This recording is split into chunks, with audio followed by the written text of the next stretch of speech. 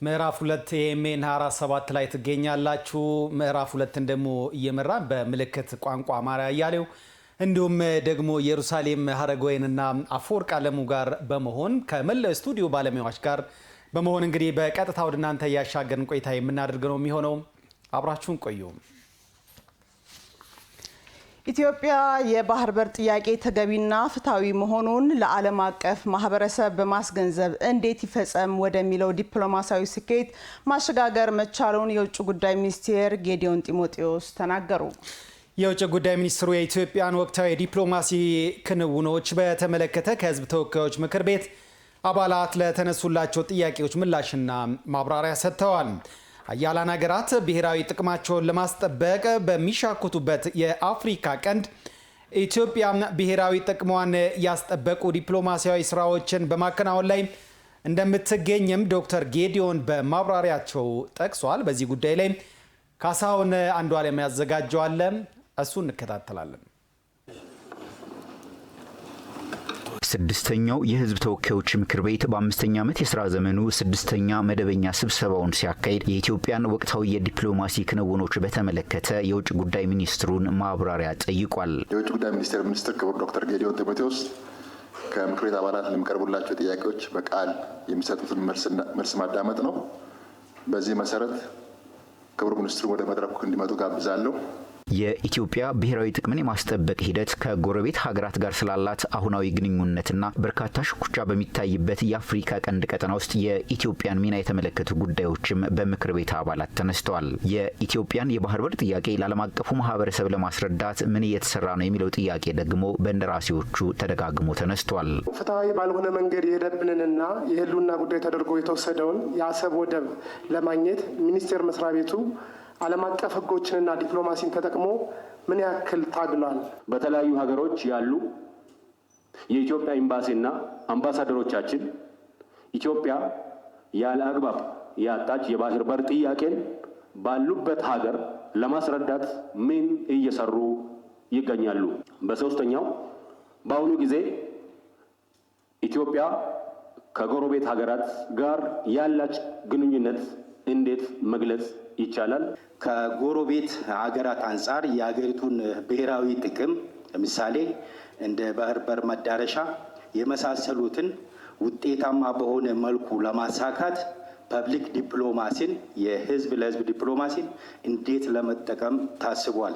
ለተነሱ ጥያቄዎች ምላሽና ማብራሪያ የሰጡት የውጭ ጉዳይ ሚኒስትሩ ዶክተር ጌዲዮን ጢሞቴዎስ በተሰሩ ጠንካራ የዲፕሎማሲ ስራዎች የኢትዮጵያ የባህር በር ጥያቄ ተገቢና ፍትሃዊ መሆኑን ለዓለም አቀፉ ማህበረሰብ ማስገንዘብ መቻሉን ጠቅሰው አሁን እንዴት ይፈጸም ወደሚል አዲስ ምዕራፍ መሸጋገሩን አንስተዋል። የኢትዮጵያ ዲፕሎማቶችም የኢትዮጵያ ከፍተኛ የስራ ኃላፊዎችም ክቡር ጠቅላይ ሚኒስትሩን ጨምሮ ፍላጎታችን ምንድነው፣ ግባችን ምንድነው የሚለውን ብቻ ሳይሆን ያስገነዘብነው ጥያቄያችን ተገቢ እንደሆነ ፍትሃዊ እንደሆነም ለብዙዎቹ ማስገንዘብ ችለናል። ስለዚህ ይሄ ፍትሃዊና ተገቢ የሆነ ጥያቄ እንዴት እውን መሆን አለበት የሚለው ወደ እንዴት ወደሚለው ምዕራፍ ለመሸጋገር ችለናል። የባህር በር ጥያቄ የረጅም ዓመታት ስትራቴጂካዊ እቅድ መሆኑን ያነሱት ዶክተር ጌዲዮን ጢሞቴዎስ ጉዳዩ ፖለቲካዊ ልዩነትን የሚሻገር የጋራ አጀንዳ በመሆኑ ያለምንም ልዩነት በጋራ መቆም እንደሚገባም አሳስበዋል። የትውልድ ጥያቄ ነው፣ ሀገራዊ የሆነ ስትራቴጂክ ግብ ነው ካልን ይሄ ጉዳይ የአንድ መንግስት ጉዳይ ብቻ አይደለም ማለት ነው። ይሄ ጉዳይ የአንድ ፓርቲ ጉዳይ ብቻ አይደለም ማለት ነው።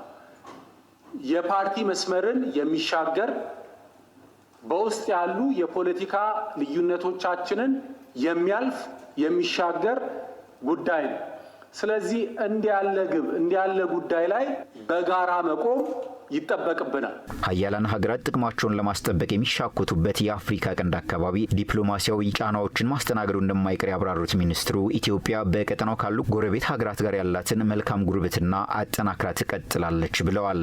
ቀጠናችን ከጊዜ ወደ ጊዜ ትላልቅ ሀያላን ሀገራትን በመካከለኛ ረድፍ የሚሰለፉም አይናቸውን የጣሉበት የራሳቸውን ጥቅም ለማስከበር የሚሻኮቱበት ቀጠና ነው። ስለዚህ ከዚህ የተነሳም ቀጠናው ላይ የሚመጣ ጫናና ተጽዕኖ አለ።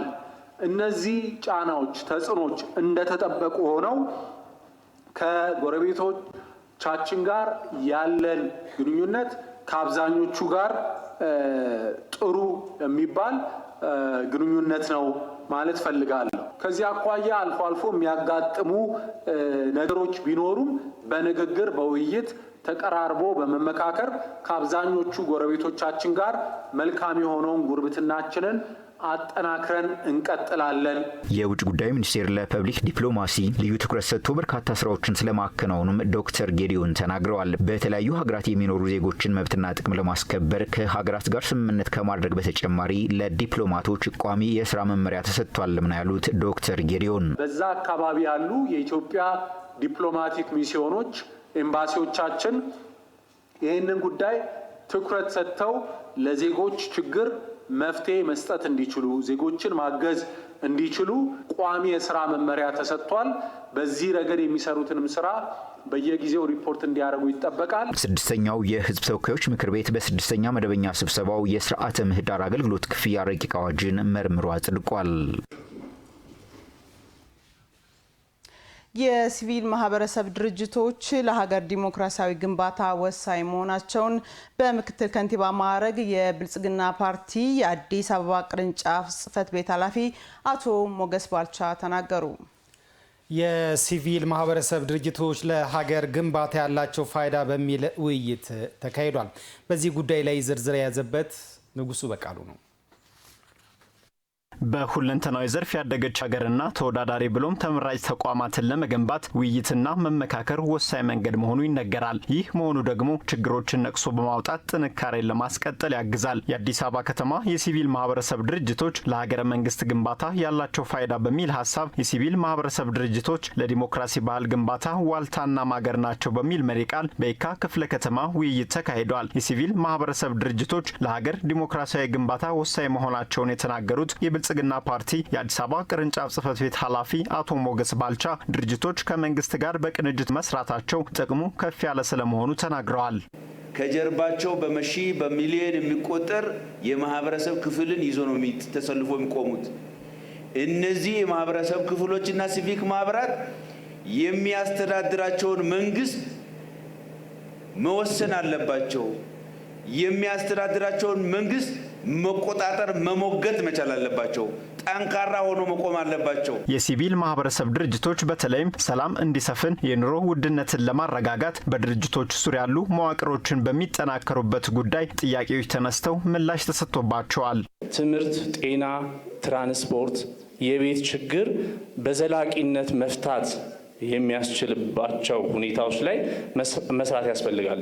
ለምሳሌ የሃይማኖት ተቋማት በየሃይማኖታቸው ቢደራጁ ለሰላም ግንባታ ትልቅ አስተዋጽኦ ይሆናል። ግጭት እንዳይፈጠር ይከላከላሉ። ግጭትም ሲፈጠር ሰላም፣ እርቅ እንዲወርድ ትልቅ ሚና ይጫወታሉ ማለት ነው። ምርትን ከመጨመር ጀምሮ ገበያ ስርዓቱን ከመቆጣጠር ጀምሮ እያንዳንዱን የኑሮን የከተማውን ነዋሪ ኑሮ ሊደጉም የሚችል ተጨማሪ ስራዎችን ጭምር በመስራት በርካታ ስራዎች የተሰሩ የተማሪ ምገባ የተባለው ነው። 1 ሚሊዮን የአዲስ አበባ ተማሪ ከአንደኛ እስከ 8ኛ ክፍል ያለ ተማሪ ቁርስና ምሳ ተመግቦ ይገባል። ከዛ ባለፈ ትራንስፖርት ይደጎማል። አሁን ጤና መድን ያላችሁት በዚህ ዓመት እንኳን 100,000 ለመሆኑ የከተማችን ዜጎች ነፃ ሕክምና እንዲያገኙ ተደርጓል። ወደ 14 ቢሊዮን ብር በቀጥታ የከተማውን ነዋሪ ድጎማ እንዲያገኝ የሚደረግበት ከተማ አስተዳደሩ ከበጀቱ በቀጥታ ይመድበዋል።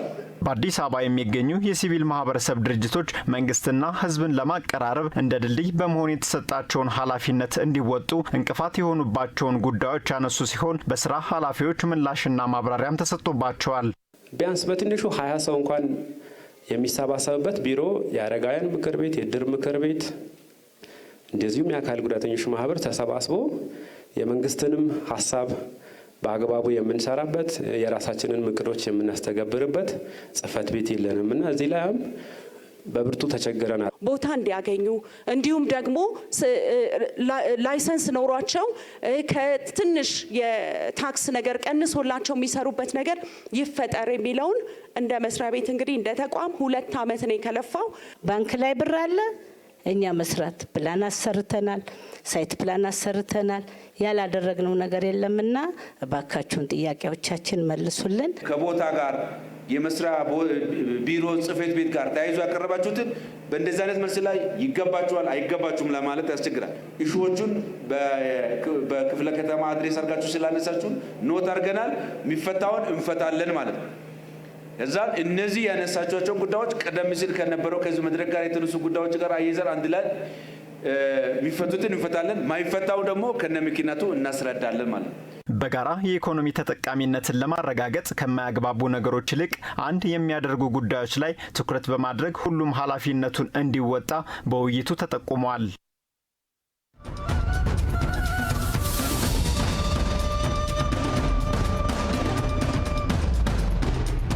የኢትዮጵያ አርቲፊሻል ኢንተለጀንስ በ5 ዓመት ውስጥ እዚህ ደረሰ ብሎ ማሰብ በጣም ይከብዳል። በአፍሪካ በከፍተኛ ደረጃ የሚታይ ተቋም ነው።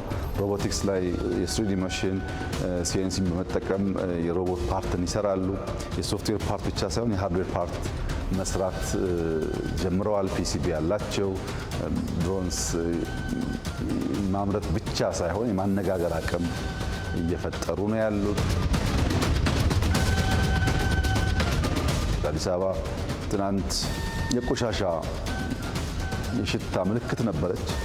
ብዙዎች ከአዲስ አበባ ወጣ ብለን ከተማን ገንባ ይሉ ነበር። የለም ከተማችን መቀየር ይቻላል ተብሎ የተጀመረው ስራ ሙሉ በሙሉ ያለቀም ባይሆን አሁን በሚታየው ደረጃ የአዲስ አበባን ውበት በከፍተኛ ደረጃ እየገለጠ ይገኛል። በተቋም ግንባታም እንደዚህ ተቋሞቻችን የግድ አዳዲስ ህንፃ ሳይሆን ያሉን ህንፃዎች ፈንክሽናል አድርገን ከፈትፈት አድርገን ቴክኖሎጂ ተጠቅመን ብንሰራቸው እንደዚህ ያለ መስሪያ ቦታ መፍጠር እንደሚችል ይህን ደግሞ ኢትዮጵያውያን መስራት እንደሚችሉ ታይቷል። ይሄ ኢመርሲቭ ቴክኖሎጂ ብዙ ሀገር በስፋት የሚታይ ባይሆንም በሌሎች ሀገራት ግን አለ።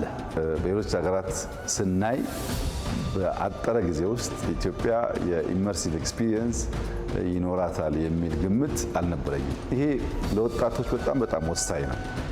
ዝም ብሎ ሙቪ ማየት አንድን የተቀረጸ ፊልም ማየት አይደለም፣ እዚያ ውስጥ ገብቶ ነው ኤክስፒሪየንስ ማድረግ ነው። ይህንን ነገር እያዩ የሚያልጉ ልጆች ብዙ ነገር ለመፍጠር እድል ይሰጣቸዋል። በሁሉም ዳይሜንሽን የማየት በሁሉም ሴንሰር ፊል ማድረግ ማለት ነው። በብዙ ዳይሜንሽን ሰው የሚያየው ነገር አካል ሆኖ በውስጥ ገብቶ እንዲሰማው፣ እንዲያይ፣ እንዲያስተውል የሚያደርግ የኢትዮጵያ ወጣቶች ታዳጊዎች በሀገራቸው እንደዚህ ያለውን ነገር ለማየት እድል ማግኘታቸው በጣም ደስ ይለኛል።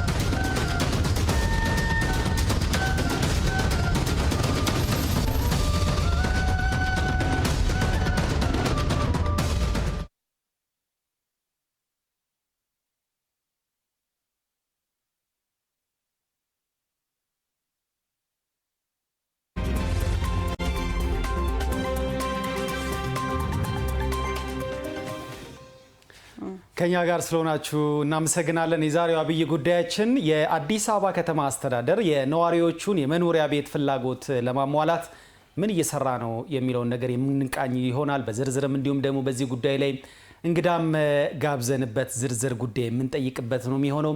ከኛ ጋር ከቆያችሁ እነዚህን የመሳሰሉ አጀንዳዎችና ጉዳዮች ወደ እናንተ የሚደርሱ ነው የሚሆነው። እንቀጥላለን። የአዲስ አበባ ከተማ የነዋሪዎችን ፍትሃዊ የመኖሪያ ቤት ተጠቃሚነት ለማረጋገጥ በተለያዩ አማራጮች የግንባታ መርሃ ግብር እየተካሄደ ስለመሆኑ ተገልጿል።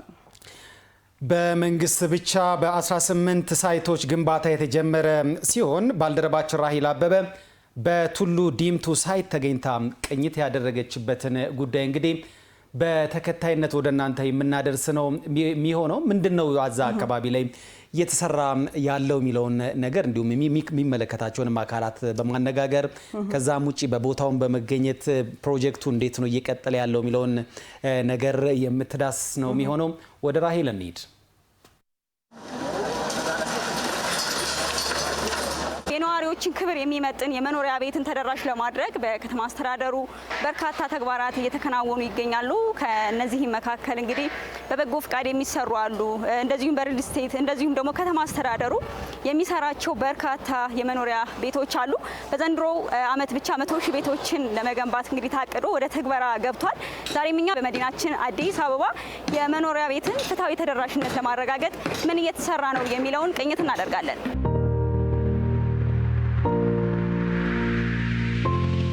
እንግዲህ ዛሬ ሳይታችሁ ላይ ምልከታ እያደረግን ነበር። ግንባታው ሂደቱ ምን ይመስላል የሚለውና እርሶን ስላገኘን ደግሞ ደስ ብሎናል። እኔ ደስ ብሎኛል ስለመጣችሁ። ከተማችን ላይ ያለውን የቤት ፍላጎትና አቅርቦትን ለማጣጣም ሰፊ የቤት ግንባታ እየተካሄደ ነው።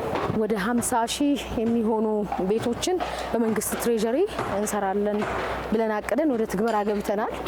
50,000 የሚሆኑ ደግሞ በመንግስትና በግል አጋርነት እንዲሰሩ የተለያዩ ድጋፎች እያደረግን እየተሰራ ነው ያለው ማለት ነው። 18 የሚሆኑ ሳይቶች አሉን 50,000 ቤት የምንገነባበት ማለት ነው። በሌሎቹ ሞዳሊቲዎች የምንሰራቸው ደግሞ የተለያዩ ሳይቶች ናቸው ማለት ነው። የዜጎችን ወይም የነዋሪዎቿን ፍትሃዊ ተጠቃሚነት ከማረጋገጥ ረገድ መግዛት የሚችል እንዲገዛ በማድረግ በፍጹም መግዛት የማይችል ደግሞ ዝቅተኛ የኑሮ ደረጃ ላይ ያለው የህብረተሰብ ክፍላችንን አድሬስ ለማድረግ ደግሞ በተለይ ባለሀብቶችን በማስተባበር በሎው ኮስት የሚሰሩ ቤቶች አሉ። በህብረተሰብ ተሳትፎ የሚሰሩ ቤቶች አሉ። እነዚህ ዝቅተኛ ኑሮ ደረጃ ላይ ያሉ ወገኖቻችንን እነሱን አድሬስ ለማድረግ የምንሰራው ቤት ነው ማለት ነው። ከዛ ባሻገር ደግሞ የመንግስት የቀበሌ ቤቶች አሉ። እንዲህ አይነቶች ፍትሃዊ በሆነ አካሄድ ህዝባችን ተጠቃሚ እንዲሆን በተለይ ከተማው ነዋሪ ተጠቃሚ እንዲሆን ሰፊ ስራ እየተሰራ ነው። ይሄኛው አሁን ያለንበት አንዱ የቱሉ ዲምቱ ሳይት ነው። ወደ 30 ብሎኮች አሉ። እነዚህ ወደ G+12 የሚሆኑ 2 ቤዝመንት ያላቸው ከ1400 በላይ ቤቶች አሉ።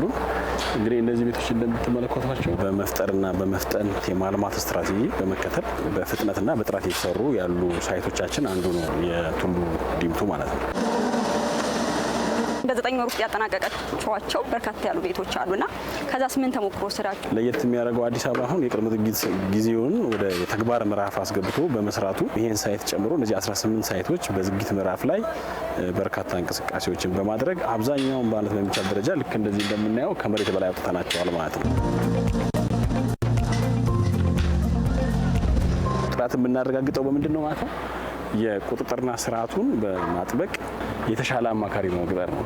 ስለዚህ የአዲስ አበባ ሳይንስና ቴክኖሎጂ ዩኒቨርሲቲ የዚህ ፕሮጀክት የ18ቱም ሳይቶች አማካሪ ነው ማለት ነው።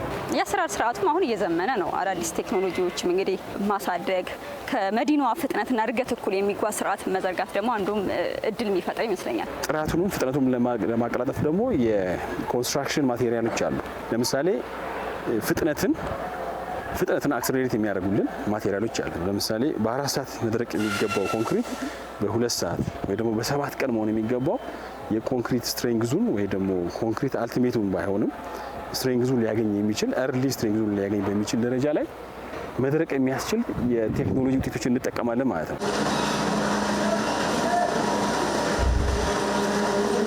ዲጂታል ኢትዮጵያን ከማድረግ አኳያ የተነሳውን ሼር ለማድረግ ብቻም ሳይሆን እንደ ከተማ አስተዳደር ለመውሰድ የተደረገ ጥረት በተለይ ደግሞ በዚህ ያሳለፈው 2 ዓመት ባደረግናቸው ጥረቶች የዲጂታል ሃውሲንግን ፕራክቲካሊ በአገልግሎቱ በስራም ጭምር ምን እያደረግን ያለ ነው እየገለጠን ነው የምንገኘው ማለት ነው። ፕሮጀክቶቹን እነዛ የምታያቸው ሲሲቲቪ ካሜራዎች ናቸው። አይሻቸው እዛ ጋር ያሉት እነሱ ካሜራዎች ናቸው። በየህንጻው ላይ ማለት ነው። በየሁሉም አለ። በሳይት ላይም ክትትል ማድረግ እንችላለን። በኦፊስ ላይም ክትትል ማድረግ እንችላለን። ስለዚህ ሲሲቲቪ ካሜራ ተጠቅመን ፕሮጀክቶቹ ያሉበትን እንቅስቃሴ ጭምር ከማየት ጀምሮ የፋይናንሻልና ፊዚካል ፕሮግረስ መለካት ሞኒተር የማድረግ ስርዓት ጭምር የተተገበረ ያለው። በዚህ ጉዳይ ላይ እንቆያለን። የአዲስ አበባ ከተማ ቤቶች ልማትና አስተዳደር ቢሮ ምክትል ኃላፊ ኢንጂነር መኮንን ሚጀና ስቱዲዮ ተገኝቷል። እንኳን ደህና መጡ ኢንጂነር። እንኳን ደህና ጠበቃችሁ። እንግዲህ ቀዳሚ ጥያቄያችንን የምናደርገው ኢንጂነር እንግዲህ በአዲስ አበባ ከተማ የመኖሪያ ቤት እጥረትን ለመቅረፍ እየተሰሩ ያሉ ስራዎችን ከቀደም ብለንም ከራሄል አበበ ዜና ለመረዳት ችለናልና በስንት ሳይቶች ነው ስራው ተጀምሮ አሁን በግንባታ ላይ ያለው ከሚለውን ጀምር። እሺ አመሰግናለሁ። እንግዲህ የቤቶች ልማትና አስተዳደር ቢሮ እና የቤቶች ልማት ኮርፖሬሽን በጋራ በመሆን ብዙ ሳይቶች ላይ ወደ 18 የሚሆኑ ሳይቶች ላይ ግንባታ ጀምረዋል። እነዚህ ሳይቶች ባለፉት 6 ወራት ውስጥ ግንባታ ጀምሮ አሁን አፈጻጸማቸው በሚገርም ሁኔታ ባልተለመደ ሁኔታ እስከ G+9 ላይ የደረሱ ቤዝሜንት ፕላስ G+9 ላይ የደረሱ ግንባታዎች ሁሉ አሉ ማለት ነው። መልካም። አሁናዊ የቤቶች ግንባታ ምን ይመስላል? ምን ደረጃ ላይ ይገኛሉ? ከ9 ወር ውስጡ ምን ልምድ ወሰዳችሁ? ተሞክሮስ ምን ይመስላል? ምን አይነት ተሞክሮች ተገኙ ወደሚለው ጥያቄያችን እናምራ። እንግዲህ አሁን እንደገለጽኩት በአጭር ጊዜ ውስጥ እነዚህ ግንባታዎች በክረምት የተጀመሩ በዚህ በ2018 በጀት ዓመት የቤት ልማት ስራዎች በከተማ ላይ ዋና ቁልፍ ስራ ነው ተብሎ ከታወጀ በኋላ የተጀመሩ ናቸው። እነዚህ ግንባታዎች ከዚህ በፊት ከ6 እስከ 8 ዓመት ይፈጁ የነበሩት አሁን በ6 ወር ውስጥ እስከ G+9 የተደረሰበት ሁሉም ደግሞ በተመሳሳይ 24/7 እየተሰራ ያለበት የተቋራጭ የአማካሪ እንዲሁም ደግሞ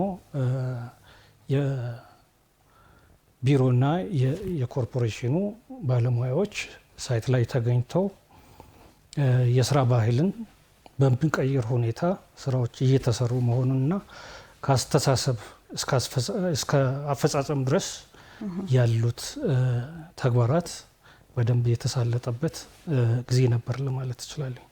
መልካም ኢንጂነር፣ እንደሚታወቀው እንግዲህ አዲስ አበባ አሁን የቤቶች ልማት ላይ ያመጣችው ለውጥ እጅግ ትልቅ ነው ብሎ መውሰድ ይቻላል። ፍጥነቱም እንዲሁም ደግሞ ጥራቱም ትልቅ እንደሆነ እያየን እንገኛለን። በ9 ወራት የመኖሪያ ቤት እንዲሁም ደግሞ ሌሎች ሱቆችንም የመጨረሱ ሁኔታም በቅርቡ እንግዲህ በክብርት ከንቲባ አዳነች አቤቤ ተመርቆ እንግዲህ ለአገልግሎት ዝግጁ የሆኑ ቤቶች ምስክር ናቸው። ከዚህ አንጻር ማለት ነው።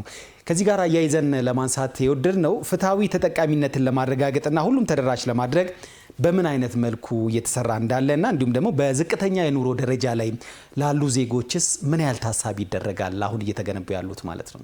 እንግዲህ ፍትሃዊ ተጠቃሚነትን ለማረጋገጥ ከተማችን ከሎ ኮስት ግንባታ ጀምሮ ክራይ ቤት እንዲሁም ደግሞ ከፍተኛ ድጎማ የተደረገበት የቤት አቅርቦት ከተማ ላይ እያቀረበ ነው።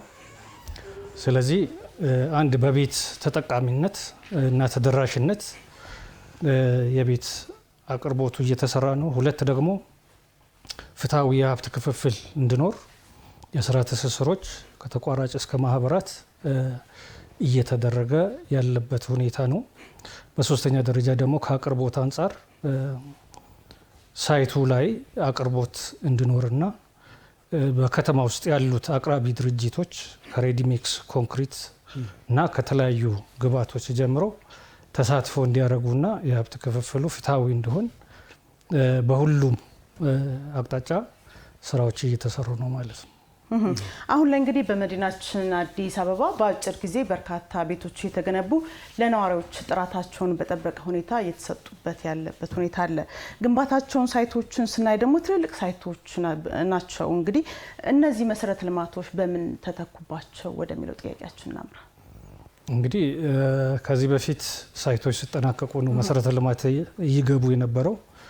አሁን ግን በከተማ አስተዳደሩ ደረጃ የመሰረተ ልማት ክላስተር አደረጃጀት ተቋቁመው ማኑዋል ተዘጋጅቶ ህግ ተዘጋጅቶለት ወደ አሰራር ገብተናል ማለት ነው። ስለዚህ መሰረተ ልማት አቅራቢ ተቋማት በጋራ አቅደው በጋራ አብሮ ፕሮጀክቱን ለማጠናቀቅና ለመጨረስ አብሮ እየሰሩ ያሉበት ሁኔታ አለ።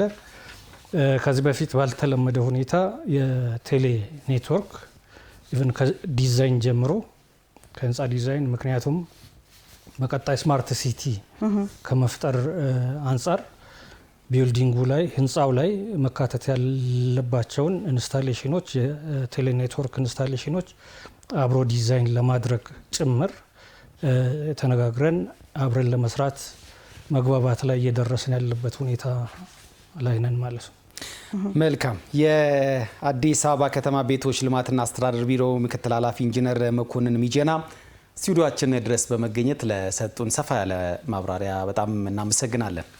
መልካም ስትንሉት ተወዳጅና የተከበራችሁ ተመልካዮቻችን አሁንም ኤኤምኤን 47 ክፍል 2 እንደቀጠለ ነው። ከኛ ጋር እንድትቆዩ በአክብሮት እንጋብዛለን። የብልጽግና ፓርቲ በልማት ስራዎች የተገኘውን ድል በመልካም አስተዳደር ዘርፍን በመድገም የህዝብን እርካታ ማሳደግ እንደሚገባ በብልጽግና ፓርቲ የአዲስ አበባ ከተማ ቅርንጫፍ ጽህፈት ቤት አስታወቀ። ጽህፈት ቤቱ በከተማ ሴክተር ተቋማት ላሉ ሞዴሎች ህብረቶች የማማማሪያ መድረክ አካሂዷል። በዚህ ጉዳይ ላይ ሄኖክ ዘነበ ተጨማሪ መረጃ ይዞበታል።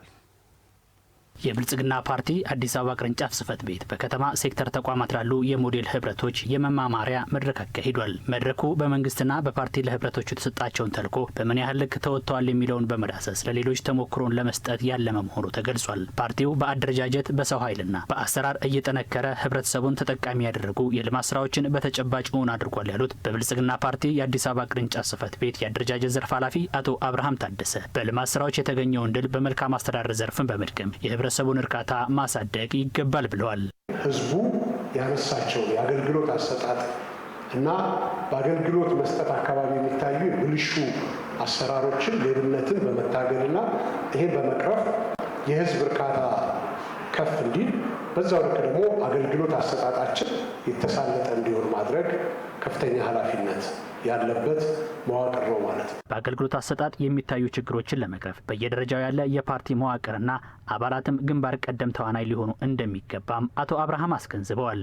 ከዚህ መድረክ ከመማማር ባለፈ የምንወስዳቸውን ልምዶችና ተሞክሮች ወደ የራሳችን ተቋምና አካባቢ በማስፋፋት ለአገልግሎት አሰጣጣችንና ለህዝብ እርካታ አቅም እንዲሆን ማድረግ ይጠበቅብናል። አቅሞቻችንን አጎልብተን ለህዝብ ተደራሽ እየሆንን ፓርቲያችን የሚያስባቸው የሚያልመውንና መዳረሻ የሆነውን ብልጽግና ለማፋጠን እንዲችል አቅም መፍጠር ነው ማለት ነው። መርሃ ግብሩ ብዙ ልምድ የተቀሰመበት መሆኑን የገለጹት የውድድሩ አሸናፊዎች በቀጣይ ለሚሰጡ ተልዕኮዎችና ለተቀመጡ አቅጣጫዎች ስንቅ እንደሆናቸውም ተናግረዋል። በበኩሌ እዚህ ከተወዳደሩ አንዱ ተወዳዳሪም ስለሆንኩ ሌሎቹ ጋር ተወዳድሬ ማሸነፌ ብቻ ሳይሆን ሌሎቹ ጋር ያገኘዋቸው በጣም በርካታ ልምድ የሚሆኑ ተሞክሮች አሉ። እነዚህን ወደ ራሴ ተቋም ወስጄ ማሸነፌ ብቻ ሳይሆን ወደ ራሴ ተቋም ወስጄ ምንድነው መስራት ያለብኝ በሚል እዚሁ ቁጭ ብዬ ፕላን ያደረኩበት ነው። ህብረተሰቡ ቀልጣፋና ያለምንም ውጣ ውረድ አገልግሎት ማግኘት አለበት። ከኛ ተቋም እንደ ከተማውም ቀልጣፋ ያለምንም ውጣ ውረድ አገልግሎት እንዲያገኝ ጠንክረንም እየሰራን ነበረ። ቀጣይም አስቀጥለን እንሰራለን ማለት ነው። በመማማሪያ መድረኩ ህብረቶቹ ያከናወኗቸው ስራዎች ተዳሰው የላቀ አፈጻጸም ላስመዘገቡም እውቅናና ሽልማት ተበርክቷል። ቀጥለናል። ተመልካዮቻችን ከኛ ጋር ስለሆናችሁ በጣም እናመሰግናለን። አሁንም አብይ ጉዳያችን ይቀጥላል። እንግዲህ በአዲስ አበባ የማር ምርት ከማምረት አንጻር ደግሞ እንደ ከተማ ግብርና ማለት ነው ምንድነው እየተሰራ ያለውን ወደ እናንተ የምናደርስ ነው የሚሆነው። አብራችሁን ቆዩ። በአዲስ አበባ ከተማ 5000 ነዋሪዎች በተሰማሩበት የንብ ማነብ ስራ በ2018 የመጀመሪያ ሩብ ዓመት ብቻ 250,000 ኪሎ ግራም የማር ምርት መገኘቱን የአርሶ አደርና ከተማ ግብርና ኮሚሽን አስታወቀ። አዲስ ሚዲያ ኔትወርክ የንብ ማነብ ስራ በስፋት የሚከናወንባቸውን የኮልፌ ቀራኒዮና የአቃቂ ክፍለ ከተሞች ቃኝቷል። አንዋር አህመድ እንዲህ ያስቃኘናል። ከቅርብ ጊዜያት ወዲህ በሀገር አቀፍ ደረጃ የተጀመረውና በመዲናዋም ተግባራዊ የተደረገው የከተማ ግብርና ስራ በርካቶችን ተጠቃሚ ካደረገ ሰነባብቷል። በከተሞች ብዙም ያልተለመደው የንብ ማነብ ስራ ደግሞ አንዱ የከተማ ግብርና ዘርፍ ሲሆን በአስተዳደሩ ለስራው ምቹ የሆኑ ክፍለ ከተሞች ተለይተው ወደ ስራ በመግባትም የገቢ ምንጭ እስከ ማግኘት ተደርሷል። ኤኤምኤን በኮልፌ ቀራኒዮና በአቃቂ ቃሊቲ ክፍለ ከተሞች ቅኝት ያደረገ ሲሆን በክፍለ ከተሞቹ በንብ ማነብ የተሰማሩ በርካታ ወጣቶች መኖራቸውን ተመልክቷል። ስራውን ለመስራት ምቹ ሁኔታ መፈጠሩ የንብ ማነብ ስራ ላይ ለመግባት እንደቻሉ የነገረን በኮልፌ ቀራኒዮ ክፍለ ከተማ በወረዳ 5 በዘርፉ የተሰማራው ወጣት ተስፋውን ጣሰው ነው። አሁን ለምሳሌ ስለ ግሪን ሌጋሲ ጋር የተያያዘ ነገሮች፣ እነዚህ የሚተከሉ እጽዋቶች ከኮሪደር ጋር የተያያዙ እነዚህ የሚተካሉ አበባዎች ለዛ ምቹ ሁኔታ እየፈጠሩ ነው ያሉት። ያ ነገሮች ምቹ ሁኔታ መመቸቱ ያስችለናል። ከንብ ማርን ማግኘት ብቻ ሳይሆን በሀገር ውስጥና በዓለም አቀፍ ደረጃ ያለውን የንብ መንጋ እጥረት ለመፍታትም ዝርያ የማላመድና የማራመድ ስራም መጀመራቸውን ነግሮናል። አሁን አዲስ አበባ ላይ ያለው የቢ እንደ ሀገርም እንደ ዓለም አቀፍም የንብ መንጋ እጥረት አለ። የመጥፋት በተለይም በክላይሜት ቼንጅም በተለያየ መንገድም አናቢዎችም የንብ ስራውንም በመተዋቸው እኛ ለዛ ደግሞ እኛ የራሳችን ሶሉሽን ይዘን የመጣ ነው አለ። ምንድነው የምናደርገው? ጥሩ ዝርያ ያለውን ማር መስራት የሚችል በደንብ ማር የሚሰራልን፣ ሁለተኛ ኢንቫይሮንመንቱን መላመድ የሚችሉ እናላመዳቸውና ወደ ማባዛት ሂደት እንሄዳለን ማለት ነው። የንብ ማነብ ስራው በአቃቂ ቃሊቲ ክፍለ ከተማ በስፋት እየተሰራበት ይገኛል። ለአብነት ምልከታ ባደረግንበት በአቃቂ ቃሊቲ ክፍለ ከተማ ወረዳ 8ም ሆነ በኮልፌ ቀራኒዮ ወረዳ 5 ይህንኑ ማረጋገጥ ችለናል። በተለይ ይሄኛው እዚህ አሁን የምናየው ሳይት የንብ ክላስተር ተብሎ ይጠራል ማለት ነው። እዚህ ጋር 5 የሚሆኑ ስራ አውጥተው ተደራጅተው ይሄ ቦታ ተወስኖላቸው በከተማ አስተዳደሩ ተወስኖ እየተሰራበት ይገኛል ማለት ነው። አዲስ ነው፣ ጥሩ ነው ሁኔታ ነው ያለ ነው። ማህበራት በንብ ማነብ ማህበራት ወደ 60 ማህበራት አሉ። በየብሎኩ ላይ ጫካዎችን በመጠቀም 10 እያደረግን እያደራጀን ወደ 60 ማህበራቶች አሉን። ለውጤታማነታቸው ከቦታ መረጣ ጀምሮ ድጋፍ እንደሚደረግ የተገለጸ ሲሆን በዚህም ለውጥ ተገኝቷል ተብሏል። ከቦታ መረጣ ጀምሮ ቦታው ለንብ እርባታ ምቹ ነው ወይ የሚለው ነገር የመጀመሪያ ላይ ይታያል ማለት ነው። ምንድነው ምቹ ሁኔታዎቹ? ለምሳሌ ለንቦች ምን ያስፈልጋቸዋል? ምግብ ያስፈልጋቸዋል። መቱን ሙሉ ምግብ ማግኘት ይችላሉ ወይ? ውሃ፣ ንጹህ ውሃ አቅርቦት ይገኛል ወይ? በሌላ መልኩ ደግሞ በዛ አካባቢ ጉዳት ምናልባት ንቦች ሲነኩ ይነሳሉ። ተነስቶም ደግሞ ጉዳት እንዳያደርሱ ምን ምቹ ሁኔታዎች አሉ? የኔን ሁሉ ምቹ ሁኔታዎች እናያለን ማለት ነው። በአዲስ አበባ ከተማ በአሁኑ ወቅት 5000 የሚደርሱ ነዋሪዎች በንብ ማነብ ስራ መሰማራታቸውን የነገሩን በአዲስ አበባ ከተማ የአርሶ አደርና ከተማ ግብርና ኮሚሽን የእንስሳት ሀብት ልማት ዳይሬክተሩ ዶክተር ደጀነ ጌታቸው በዚህም በመጀመሪያ ሩብ ዓመት ብቻ 250,000 ኪሎ ግራም የማር ምርት ተገኝቷል ብለዋል። በግል ወደ 1090 አካባቢ፣ በማህበር ወደ 275 አካባቢ ማህበሩ ብዙ ሰዎች ይዙታል። አጠቃላይ በሰው ስንቆጥረው ወደ 5000 አካባቢ የሚሆን ሰው በዚህ ስራ ላይ ተሳትፈዋል ማለት የስራ እድል ተፈጥሮለታል ማለት ነው። ስለዚህ በዚህ ስራ ላይ ኤክሰርሳይዝ እያደረገ ቤተሰቡንም ራሱንም የሚደግምበት እንደገና ምርቱን ደግሞ ለገበያ የሚወጣበትና ለህብረተሰቡ ተደራሽ የሚያደርግበት ሁኔታዎች ነው ያሉት። ለምሳሌ በዚህ አንደኛ ሩብ ዓመት ወደ 250,000 ኪሎ ግራም አካባቢ ማር ከአዲስ አበባ ተገኝቷል። በተለይ ለንብ እርባታ አስፈላጊ የሆነው የውሃ አቅርቦት እጥረትን ለመፍታትም ኮሚሽኑ በተለያዩ ክፍለ ከተሞች ተደራሽ ለማድረግ እየሰራ መሆኑን ዶክተር ደጀኔ ነግረውናል። የዕለቱ አብይ ጉዳያችን መረጃዎቻችን እንደቀጠሉ ናቸው። የማር ምርት ገበያ እንመለከታለን። በንብ ማነብ ስራ ላይ የተሰማሩ ዜጎች ንብ ከማነብ ስራው በሚያገኙት የማር ምርት የተሻለ ገቢን ሲያገኙ መመልከት የተለመደ ሆኗል። በብዙዎች ዘንድ ያልተለመደው ነገር ግን ጥሩ ገቢ እንዳለው የሚታመነው የንብ ሽያጭ ስራ በርካቶችን ተጠቃሚ እያደረገ ይገኛል። ሪፖርተራችን ሀብታሙ ሙለታ ወደ ሸገር ከተማ በማቅናት በማር ምርትና ንብ ሽያጭ ውጤታማ ከሆኑ ግለሰብ ጋር ቆይታ አድርጓል። እንደሚከተለው እንከታተል። በሸገር ከተማ ገፈርሳ ጉጄ ክፍለ ከተማ ነዋሪ ሆነው ወጣት ዲሮ ኢፋ መተዳደሪያው ከሆነው የግብርና ስራ በተጨማሪ ከአባቱ እንደወረሰው በሚናገረው ባህላዊ የንብ ማነብ ስራ ላይ የተሰማራ ወጣት ነው። ወጣቱ በሚኖርበት አካባቢ ያለውን መልክዓ ምድራዊ ሁኔታ በመጠቀም ንብ የማነብ ስራውን ያከናውናል። ከነዚህ ከለቲ አለያ ወርቀ እንትን ይጃላታ ጋትራ ምናምን ንብ የጽድ ዛፍ ካገኘ ቀፎውን ባስቀመጥክለት ሰዓት ይገባበታል። አንድ ዛፍ ላይ ብቻ 5 ወይም 6 የንብ ቀፎችን ይዘን የምንመለስበት ጊዜ አለ። እዚህ ካመጣናቸው በኋላ ባዘጋጅንላቸው ስፍራ እናኖራቸዋለን። አስተርገፍን እንቦ ደቀፎት ገልጭና ቦታሳ ቶልችኔቱማ ቀደም ብላችሁ በተመለከታችሁት መልኩ የሚሰበሰቡት ንቦች አንድ ቦታ ላይ ልክ ከጀርባይ በምትመለከቱት መልኩ እንዲሰበሰቡ ይደረጋል ማለት ነው። እዚህ አንድ ቦታ ላይ ከተከማቹ በኋላ ለንቦቹ በባህላዊ መንገድ አስፈላጊው እንክብካቤ እንዲደረግላቸው ይሆናል። ከዚህ በኋላ ደግሞ ንቦቹን በመሰብሰብ ላይ የተሰማሩ ወጣቶች በተሻለ ደረጃ የማር ምርት ወደሚያመርቱ እንዲሁም ደግሞ ንቦችን ወደሚያባዙ አካላት ያቀርባሉ። በዚህም ደግሞ የተሻለ ገቢ እንዲያገኙ ምክንያት እየሆነላቸውና ህይወታቸውንም እንዲቀይሩ ከፍተኛ አስተዋጽኦ እያደረገ ያለበት ሁኔታ ነው ያለው። ባሳለፍነው ሰኔ ወር ብቻ 15 ንብ ያለባቸው ቀፎችን አቅርቤ 50 ሺህ ብር አግኝቻለሁ። በዚህ ገንዘብም ማዳበሪያና ከብት ገዝቼበታለሁ። አቶ ካሳሁን ወርደፋ ከወጣት ኢፋና ወጣት ኢፋን ከመሳሰሉ ሌሎች ሰዎች ንቦችን የሚረከቡ በዘመናዊ የማር ምርትና እርባታ ላይ የተሰማሩ ስራ ፈጣሪ ናቸው። አቶ ካሳሁን በተለያዩ ገጠራማ አካባቢዎች በመሄድና በባህላዊ መንገድ ቀፎ ውስጥ የገቡ ንቦችን በመግዛት ወደ ተሻለ ስፍራ በመውሰድ የተሻለ ምርት እንዲሰጡ ያደርጋሉ። ከአርሶ አደሮች ወይም ደግሞ ወጣ ካለ ከገጠር አካባቢ ላይ እያፈላለግን ሰው በሰው ነው የምንገዛው። ገዝተን ደግሞ ያው ባለንበት ቦታ በዘመናዊ መልኩ የምንሰራበት ሁኔታ ነው ያለው።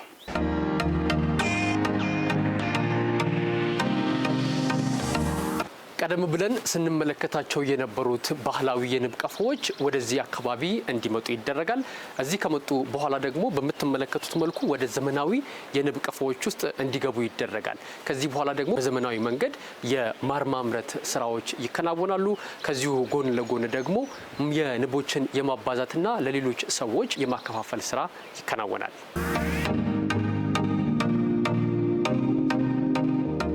ከእያንዳንዱ ቀፎ ከ10 እስከ 17 ኪሎ ግራም ያገኝንበት አጋጣሚ ነው ያለው። የንብ ሽያጭን በተመለከተ ከቡራዩ ከታ አካባቢ እንዲህ በተለይ የተፈጥሮ ደን ያለበት አካባቢ ያሉ ሰዎች እየመጡ የገዙበት አጋጣሚዎች አሉ። የንብ ሽያጭ ሲባል ለብዙሃኑ አዲስ ሊሆን እንደሚችል የሚናገሩት አቶ ካሳሁን ነገር ግን ስራው አሁን ላይ እየተለመደ የመጣ መሆኑን ይገልጻሉ። ንብ ሽያጭ ሲባል በእርግጠኝነት ለብዙ ሰው አዲስ ነው የሚሆነው። በእርግጥ ያው ገበያ ላይ ቀርቦ የሚሸጥ ነገር አይደለም። አርሶ አደር አካባቢ ላይ ግን አሁን እንደ ቢዝነስ ለምደውታል።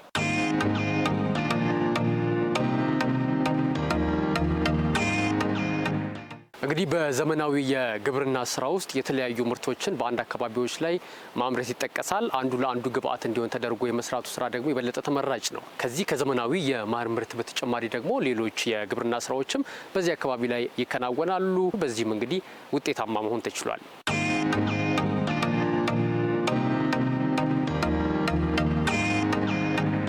20 አባላት ያሉት የካሳሁን ብርቱካንና ጓደኞቻቸው የንብ እርባታና ማር ምርት ህብረት ስራ ማህበር ከአባላቱ በተጨማሪ ለ17 ዜጎች የስራ እድል ፈጥሯል። ከዚህ ቀደም ስራ አጥ እንደነበሩ የሚያስታውሱ የስራ እድል የተፈጠረላቸው ዜጎች አሁን ላይ በብዙ መልኩ ተጠቃሚ እየሆኑ እንደሚገኙ ይናገራሉ። በዚህ ክረምት ላይ እኔ ቁጭ ብዬ ነበር ምናት ለማለት ከዛ ስራ አንድ ቀን ጠየቁት። እሺ ነይ ስሪ ያለኝ ገባሁት። ሁለት ልጆች ያስተዳድራለሁ። ኖርማል ምንም ነገር አሁን አይቸግረኝም ማለት ነው። ባትሸነፋ ከሰንጅራ ከመጣው 5 ወር ሆኖኛል። በስራ እየተጠቀምኩ ነው። ልምድም እየቀሰምኩ ነው። ዋንቶ ተባ የሙጠኑ ባይን ፍረደ ጀቹ በአዲስ አበባ ከተማ ከኮሪደር ልማትና ከአረንጓዴ ልማት ጋር በተያያዘ የተተከሉ በርካታ ችግኞች ለማር ምርት ምቹ መደላደል የፈጠሩ በመሆናቸው በአግባቡ መጠቀም እንደሚገባም አቶ ካሳሁን ጠቁመዋል። ኤሜና 47 ምዕራፍ 2 ነው እየተከታተላችሁ ያላችሁት። ከኛ ጋር ስለሆናችሁ እናመሰግናለን። ወደ ቀጣዩ ጉዳያችን ደግሞ እንሸጋገራለን። የከተማዋን ሰላምና ደህንነት የማረጋገጥ ተልዕኮ ላይ ነዋሪውን የሰላሙ ባለቤት ለማድረግ የሰላም ሰራዊት ተሳትፎ አይተኬ ሚና እንዳለው የአዲስ አበባ ከተማ ሰላምና ጸጥታ አስተዳደር ቢሮ አስታወቀ። 6ኛ ዙር ሀገር አቀፍ የሰላም ሰራዊት የንድፈ ሀሳብና ወታደራዊ ስልጠና መሰጠት ተጀምሯል። በዚህ ጉዳይ ላይ ታምሮ ደምሴ ተጨማሪ መረጃ ይዞበታል። በአዲስ አበባ ከተማ የተለያዩ የሰላምና ደህንነት አደረጃጀቶች የከተማዋን ሰላም አስተማማኝ ለማድረግ የሚያስችሉ ስምሪቶች እየተሰጡ ይገኛሉ። ከነዚህም መካከል የሰላም ሰራዊት አባላት ከመደበኛ የጸጥታ ተቋማት ጋር በማስተሳሰር የከተማዋን ሰላም አስተማማኝ ለማድረግ የሚያስችሉ ተግባራት ተጠቃሽ ናቸው። ከተማዋ ሰላሟን ይበልጥ ለማረጋገጥና ለማስቀጠል የሰላም ሰራዊት አባላትን አቅም ማሳደግ ጊዜው የሚጠይቀው ጉዳይ ነው። ለዚሁ የአንድ አካል የሆነው 6ኛው ዙር ከተማ አቀፍ የእጩ ሰላም ሰራዊት አባላት ስልጠና በኮልፌ ቀራኒዮ ክፍለ ከተማ መሰጠት ተጀምሯል።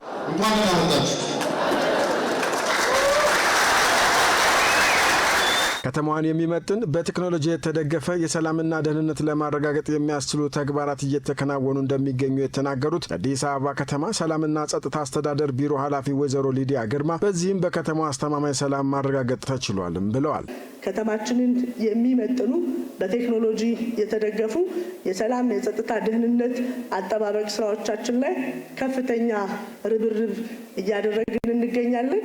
በዚህም ደግሞ ከተማችን አዲስ አበባ ለባለፉት ተከታታይ ዓመታት ከለውጡ በኋላ ዘላቂ አስተማማኝ ሰላም የሰፈነባት ከተማ እንድትሆን አግዞናል። የከተማዋን ሰላምና ደህንነት በዘላቂነት ለማስጠበቅ የነዋሪው ተሳትፎ ወሳኝ መሆኑን ያነሱት ወይዘሮ ሊዲያ የሰላም ሰራዊት አደረጃጀትን በየጊዜው ማሰልጠንና ማብቃት የከተማዋን ሰላምና ደህንነት በዘላቂነት እንዲያረጋግጥ የሚያስችል መሆኑን አንስተዋል። ለ6ኛ ጊዜ አዲስ እጩ የሰላም ሰራዊት አባላትን እንደ ከተማ በመመልመል እና ወደ ስልጠና በማስገባት ከዛም ደግሞ ከስልጠና ወጥተው ከነባሩ አደረጃጀት ጋር ተዋህደው እንዲሰሩ በማድረግ ረገድ በሁሉም ክፍለ ከተሞች ላይ 22,000 የሚሆኑ አዲስ እጩ የሰላም ሰራዊቶች ተመልምለው በስልጠና ላይ ይገኛሉ። የኮልፌ ቀራኒዮ ክፍለ ከተማ ዋና ስራ አስፈጻሚ አቶ ቴዎድሮስ ገብረ ሚካኤል አሁን በስልጠና የሚያልፈው ኃይል ከዚህ ቀደም ስልጠና ወስዶ ስምሪት ላይ ከሚገኘው የሰላም ሰራዊት ጋር በማስተሳሰር የከተማውን ሰላም ለማረጋገጥ አጋዥ ኃይል ይሆናልም ብለዋል። ተራ ስርቆትም ጭምር ማይፈጠርበት መንደርና ብሎክ መፍጠር በምንችልበት ደረጃ ነው ምልመላ ያካሄድ ነው። ይህንን ተገንዝባችሁ ስልጠናውን በአግባቡ መውሰድ ያስፈልጋል። በዚህ ደረጃ እንደምትሰለጥኑ መላ የኮልፌ ህዝብ ያውቃል። ስለዚህ ከዚህ ስልጠና ከሄዳችሁ በኋላ ህዝቡ ከእናንተ የሚፈልገውን አስተዋጽኦ ማበርከት ያስፈልጋል። በወሰዱት የስልጠና አቅም የከተማቸውን ሰላም ለማስጠበቅ ኃላፊነታቸውን እንደሚወጡ የነገሩን ደግሞ ሰልጣኝ የሰላም ሰራዊት አባላት ናቸው። አካባቢያችንን ጸጥታ ሁኔታ ማስተካከል እንዲሁም ደግሞ አስፈላጊ የሆኑትን ማንኛውን ማድረግ የሚገባን ነገር ማድረግ ወስነን የተነሳንበት ጊዜ ነው። ድሮ እንኳን ያው ወጣት ነን ዝም ብለን ሸሽተን ጥግ ይዘን ነበር የምንኖረው።